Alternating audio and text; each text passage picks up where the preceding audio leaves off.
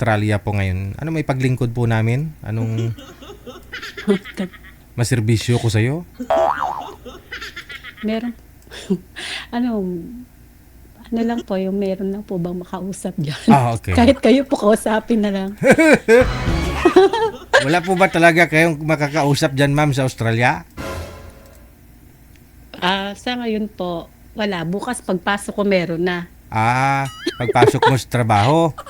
Mm, Siyempre, oras po dyan, alas 10 ng gabi.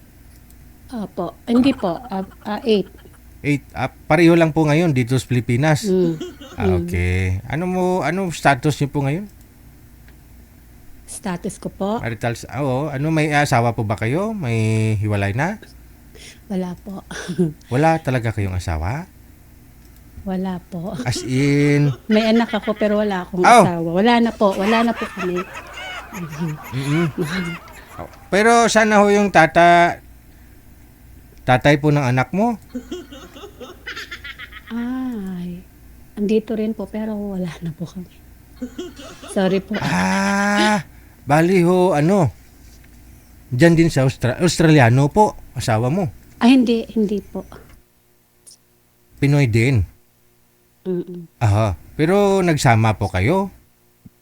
Opo, metok po kami. Kaso ay... Mainit, teka lang. Mainit, tanggalin mo yung jacket.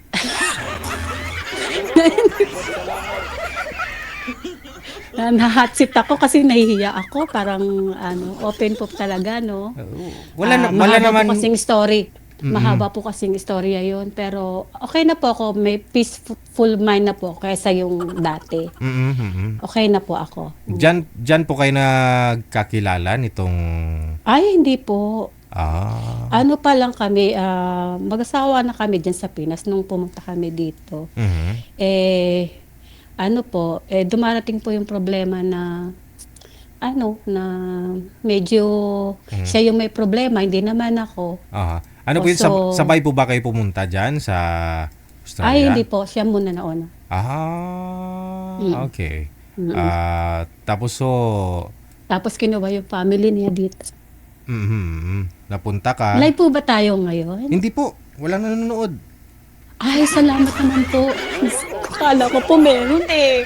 Kaya hindi po, divorce po ako dito ngayon. Opo, dalawa po yung dinala naming anak dito, tapos nagkadalawa pa kaming anak. Pero, hindi po siya nagbago eh. Chick boy pa rin. Tapos di ko na pinatawad. Nung di ko na makayanan yung ugali niya, ayun, ako na po yung kusang humiwalay po sa kanya. Tapos saka po siya nakahanap ng kasi hindi naman daw po siya mabubuhay ng walang bae. O di naghanap na po siya ng iba. Ngayon may asawa na po siya at anak dito. Dito rin po sa kabilang suburb lang nakatira. Ako 6 years na po akong 8 years na. 8 years na ako nagtitiis na na single na lang kahit wala akong kausap kasi mga anak ko nandoon eh. Parang shared care kami, minsan sa akin, minsan sa kanya, nandun sa kanya. Kaya po, ngayon, naghahanap ng makakausap. Day off ko po kasi ngayon. Okay. Day So, off ko divorce, po, no? kaya Divorce. Okay lang po ba? Divorce ka na. Okay lang po ba Apo. sa inyo na dito lang po sa may Pilipinas o gusto niyo po dyan din sa Australia? Mas maganda kung nandito na sana. Oo. Malay mo, baka meron nung taga-Australia ngayon na baka kapitbahay Ako? mo. Ay, oy, nanonood din po kasi hindi naman ako lumalabas dito ng bahay. Pag lang, may bibilihin lang. Hindi ako yung social din sa mga party-party diyan kasi andito lang kasi din yung ayoko yung yung magulo. Bali ho yung tatlo po ninyong anak, andyan ngayon, tatlo niyo pong anak. Yung 4 po nandito. May dalawa yung pinanganak ko dito, dalawa. So nag-i-4 na po sila. Tubong saan po kayo dito sa Pilipinas? Sa Bulacan po ako. Saan sa Bulacan? Sa San Jose del Monte po. Magkalugar lang tayo. Saan po kayo sa San Jose?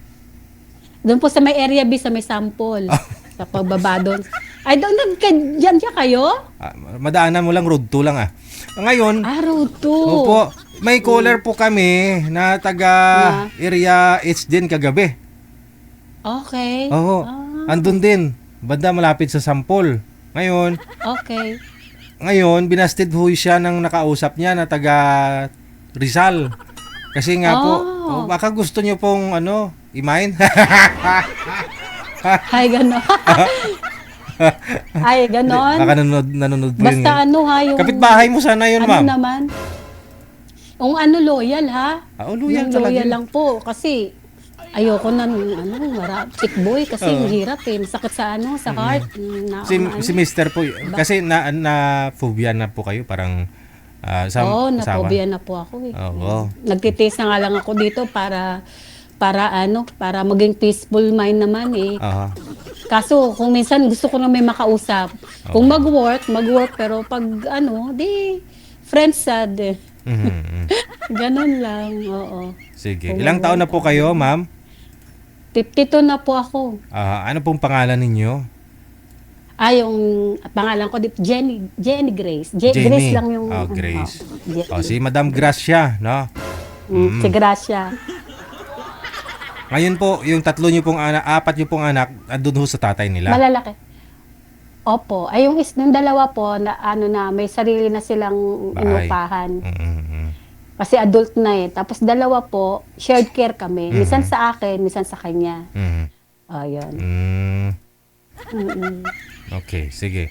So, mas prefer mo yung kalugar mo o dyan din po sa may Australia, no? Walang sabit. Sana nga na hindi dito. chick boy. Walang sabit. Saan po kayo dyan, Oo nga ma'am? eh. Saan po kayo dyan sa Australia? Sa WA, sa Perth. Edi, Kahit saan parte ng Australia, basta't madali. Okay. Madali lang puntahan kung saan na part ng Australia, kung ano. Kaso nga lang, kapag dyan, sa Pilipinas, pwede naman. Kaso nga lang, kung mabait, why not? Di ba? bibihira lang po kayo umuwi dito? Kailan po kayo umuwi?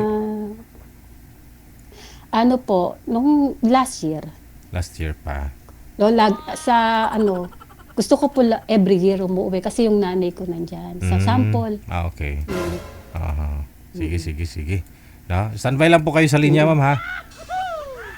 Diyan lang po muna kayo, ha? Hanap pa ho ako, ha?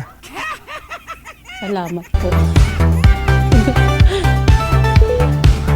Naghahanap ng makakausap o makakasama. Ayun po, baka meron po dyan mga taga Bulacan din. No? Malapit po kay Madam. No? Once a year, makabakasyon si ma'am, pwede na. No? Divorce naman na ho siya dun sa Australia. Pwede ka na po madala, no? Sino man po kayong maswerte.